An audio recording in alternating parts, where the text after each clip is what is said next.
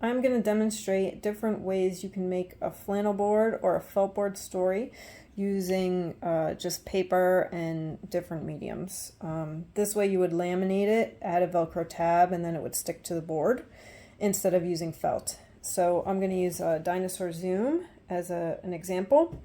So what I do is I walk through each page and I make a list of each character I want a shape made out of with a coordinating color. So for this one I would do a red dinosaur and a blue convertible.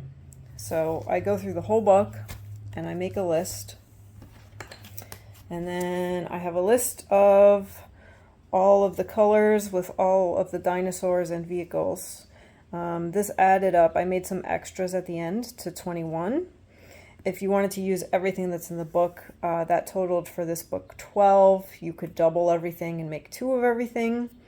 Depending on the time of year or the age group, I would double up early in the book. So I would maybe do 2 or 3 red dinosaurs, 2 or 3 blue convertibles, to build up the listening skills and the waiting my turn skills for the toddlers especially, and early preschoolers. So different ways you can do this is you can copy it on regular white paper, and you could use crayon. It's nice and bright. The colors blend nicely. You can also make as many as you'd like. So if you want extras of the certain dinosaur, you can do that very easily. I usually write the color so I don't have to keep looking back. So these are going to brighten up, especially after they're laminated. You could also use colored pencil, which gives it another different look. I tried to match the colors from the book. So these look really nice. And it takes a little bit more time, so it depends what you have going on. Sometimes I do it in front of the television. So that looks really nice, and the colors will pop and brighten. And then I use marker. I used a few different ways to do it. I used a stippling, which came out really nice and meditative too.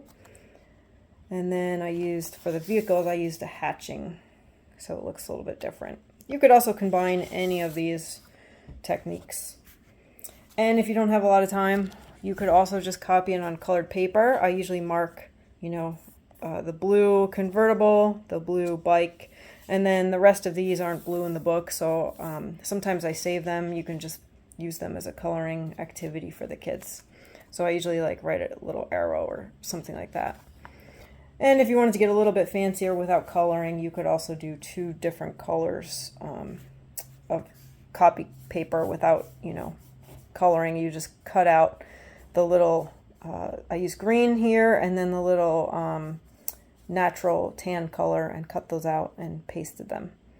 So I'll come back and show you how they look.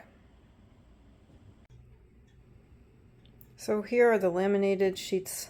You could get the whole story. I got it on 2 sheets. And then I do always write down on the back what it is in case I forget. When the kid brings it up and I call it out, that goes into the story, I have an idea. Especially the dinosaurs in this book are not named.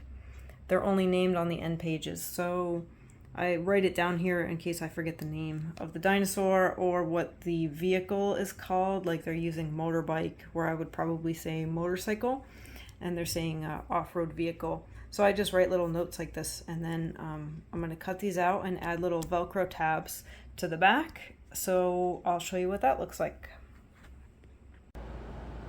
Okay, here is the last step for using the paper laminated versions. Just take the hard back of the Velcro and stick it somewhere on the back of the dinosaur. You can try to center it a little bit. You could still read underneath what it is if the kid hands it to you and you don't remember what it's supposed to be, because they're going to ask. So I just kind of center it, push it down really good, and that is that. So I usually put them in a little bag. I put them in order. So this is the marker one. I did a crayon one. I did a colored pencil one. I did the colored paper one. and I did the felt. So everything will actually fit, if the book is about this size, it'll fit in a gallon size bag. I usually keep everything separated, and I usually mark how many I have in there so I just know. So you can mix and match them. I mean, obviously I'm just going to make one of these, but I wanted to show you all the different kinds of processes to see what resonates with you and what you like. So have fun with it.